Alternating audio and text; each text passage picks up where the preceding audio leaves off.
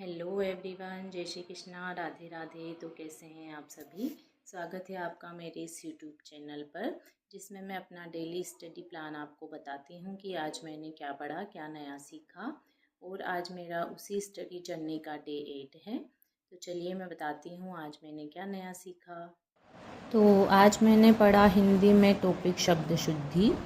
कल मैंने वाक्य शुद्धि पढ़ा था और आज शब्द शुद्धि के कुछ शब्द मैंने पढ़े।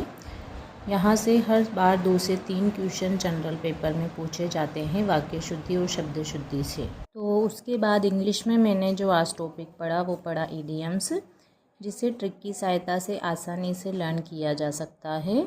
और जनरल पेपर में इसके 1 से 2 क्वेश्चन जो है वो पूछे जाते हैं।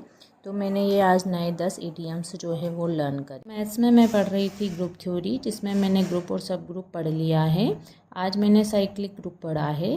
तो चलिए बताती हूँ इसमें क्या इम्पोर्टेंट है। तो साइक्लिक ग्रुप क्या होता है कि एक ग्रुप साइक्लिक ग्रुप तब कहलाता है जब उसके सारे एलिमेंट्स को एक सिंगल एलिमेंट की पावर के रूप में एक्सप्रेस किया जा सके। जिस सिंगल एलिमेंट जी का वो जो सिंगल एलिमेंट है वो जी का जनरेटर कहलाएगा।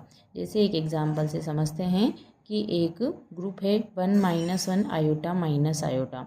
इसमें जो अंडर मल्टीप्लिकेटिव वाली ऑपरेशन है, तो उसके तहत अगर अपन आयोटा पे पावर लगाएंगे तो आयोटा पे power 1 iota, iota square -1, iota cube minus iota, iota की पावर 4 1। तो हमने देखा कि आयोटा की पावर लगी तो सारे एलिमेंट मिल गए 1 - 1 आयोटा माइनस आयोटा। तो ये जो आयोटा है ये इसका जनरेटर बन जाएगा। इसी प्रकार माइनस आयोटा की भी अपन पावर लगाएंगे तो ये सभी एलिमेंट बनाए जा सकते हैं। अब आपसे जनरेटर पूछा जाता है कि इंटीजर प्लस ये एक इनफाइनाइट साइक्लिक ग्रुप है, इसका जनरेटर होगा 1 और -1, दोनों इसके जनरेटर होते हैं। अब यहाँ पे जो है ये 1 की पावर स्क्वायर नहीं बोलेंगे, ये ऑपरेशन हो रहा है डबल टाइम और यहाँ पे प्लस की संक्रिया है तो ये 2 आगे आ जाएगा। तो ये हो जाएगा 2 बार अगर अपन 1 का ऑपरेशन करेंगे तो 1 + 1 हो जाएगा 2, और यहाँ पे है 3 टाइम अगर ऑपरेशन किया जाएगा तो ये हो जाएगा 3। इस प्रकार 1 की पावर से सभी एलिमेंट बनाए जा सकते हैं और -1 की पावर से भी बनाए जा सकते हैं। तो इसके जनरेटर हो जाएंगे 1 और -1। उसके बाद है तो ये है Zn + n, इसे बोला जाता है रेसिड्यू क्लासेस मॉड्यूल n। इसके बारे में किसी और वीडियो में बताऊंगी कि Zn क्या होता है, Sn क्या होता है, An क्या होता है। तो ये एक फाइनाइट साइक्लिक ग्रुप होता है जिसका जनरेटर होता है 1। एग्जाम में डायरेक्ट पूछ सकते हैं कि Z+ का जनरेटर क्या होगा, कि 1 - 1 आयोटा माइनस आयोटा का जनरेटर क्या होगा। अब उसके बाद है सम इम्पोर्टेंट प्रॉपर्टीज़। अब यहाँ से डायरेक्ट थ्योरम है, चूँकि हम ग्रेजुएशन वाला पार्ट पढ़ रहे हैं और ग्रेजुएशन में कैलकुलेशन वाले क्वेश्चन कम आते हैं, बल्कि थ्योरम्स प्रॉपर्टीज़ ज़्यादा पूछी जाती है। तो ये प्रॉपर्टीज़ है, every cyclic group is an abelian group but every abelian group is not necessary cyclic. ये पूछा भी गया है। तो ये कह रहा है कि साइक्लिक ग्रुप जो होता है वो अबेलियन होता है, लेकिन इसका रिवर्स जो है वो ज़रूरी नहीं है कि every abelian group is not, ज़रूरी नहीं है कि वो साइक्लिक भी हो। जैसे कि इसका काउंटर एग्जाम्पल है क्लाइनफोर ग्रुप, ये अबेलियन ग्रुप है लेकिन ये साइक्लिक नहीं है। अगला है जनरेटर का ऑर्डर हमेशा ग्रुप के ऑर्डर के बराबर होगा। जो भी उसका जनरेटर होगा तो उसका ऑर्डर और ग्रुप का ऑर्डर है वो बराबर होगा। जैसे अपन यहाँ से भी देख सकते हैं कि अपन ने पढ़ा था कि a की पावर n बराबर e है, तो n उसका एलिमेंट का ऑर्डर होता है। तो यहाँ पे आयोटा का ऑर्डर कितना है 4 और इस ग्रुप का ऑर्डर भी कितना है 4। तो ऑर्डर का, तो एलिमेंट का ऑर्डर और ग्रुप का ऑर्डर इक्वल होते हैं। नेक्स्ट प्रॉपर्टी है एवरी सब group of a cyclic group is also cyclic, कि जो ये तो अपने सब ग्रुप में भी पढ़ी थी कि एवरी सब ग्रुप ऑफ अ किसी भी साइक्लिक ग्रुप का जो सब ग्रुप होगा वो भी साइक्लिक होगा।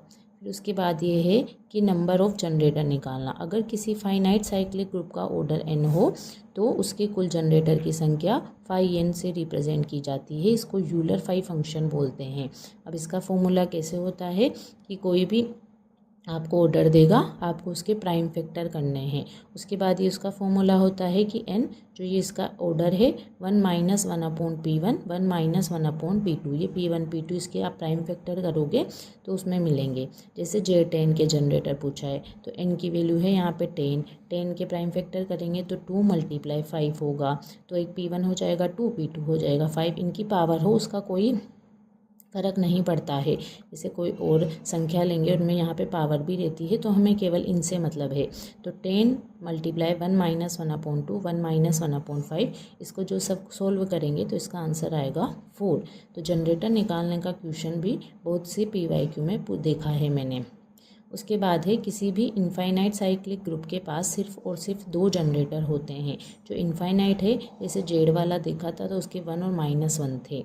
उसके बाद है अगर जी एक फाइनाइट साइक्लिक ग्रुप है, ये तो इनफाइनाइट का हो गया, इनफाइनाइट के 2 जनरेटर होंगे।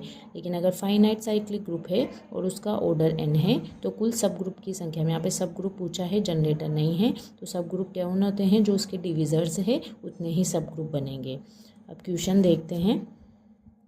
तो पहला क्वेश्चन है which of the following true, इनमें से क्या है कि first every abelian group is cyclic, कि every abelian group is cyclic, abelian group cyclic होता है। सेकंड है इसका बी वाला साइक्लिक ग्रुप अबेलियन होता है। थर्ड वाला है कि Z has infinite many generator और है नन होती। तो हमने पढ़ा कि जेड के तो 2 ही जनरेटर होते हैं, और ये जो दोनों कंडीशन थी उसमें था कि अबेलियन का साइक्लिक होना ज़रूरी नहीं है, साइक्लिक जो है वो अबेलियन ग्रुप होता है। तो ये वाला इसका बी वाला सही होगा। और ये क्वेश्चन पूछा गया है UPTGT, KVS PGT, DSSB, RBSC second grade, first grade, इतने सारे एग्जाम में ये क्वेश्चन पूछा गया है। उसके बाद है find the number of generator, निकालना है of a cyclic group of order 8 का। तो 8 के प्राइम फैक्टर करिए 2 की पावर 3। इस फॉर्मूले में वैल्यू मैंने कहा था कि पावर का कोई फ़र्क नहीं पड़ता है, आपको केवल ये 2 देखना है। तो 8 माइनस 1/2, 8 मल्टीप्लाई 1 माइनस 1/2 करेंगे तो आंसर आ जाएगा इसका 4। ये भी UPTGT, PGT, NVS PGT lecture तक जैसे एग्ज़ाम में भी ये क्वेश्चन पूछा गया है। तो आज मैं केवल इतना ही पढ़ पाई। मिलते हैं कल। जय श्री कृष्णा, राधे राधे।